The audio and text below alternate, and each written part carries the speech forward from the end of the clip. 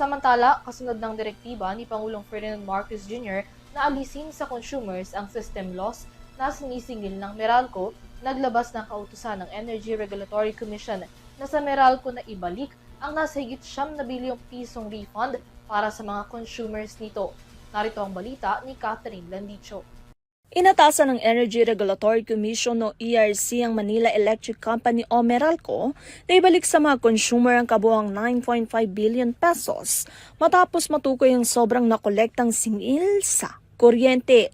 Sa inilabas sa kautusan ng ERC noong July 31, inutusan ng Meralco na mag-refund ng 9,506,566,556 na katumbas ng average refund rate na 34 centavos kada kilowatt per hour para sa lahat ng customer classes.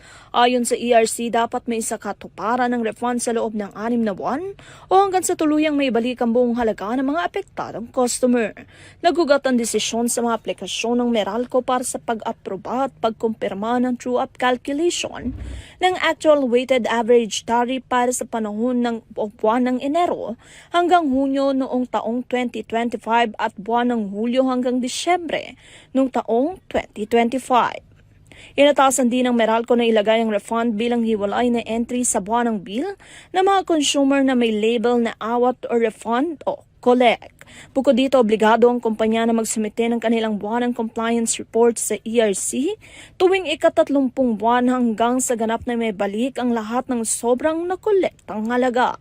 Sa pahayag ng Meralco, sinabi nitong ipatutupad nito ang aprobadong refund sa loob ng 6 na buwan. Nila ang average refund ay 34 centavos kada kilowatt per hour, habang ang mga residential customer ay makakatanggap ng humigit kumulang 59 centavos kada kilowatt per hour.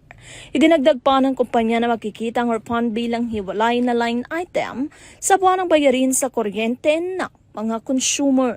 Para sa UTV News, Catherine Landicho, isang dekadang sumasaludo sa bawat Pilipino.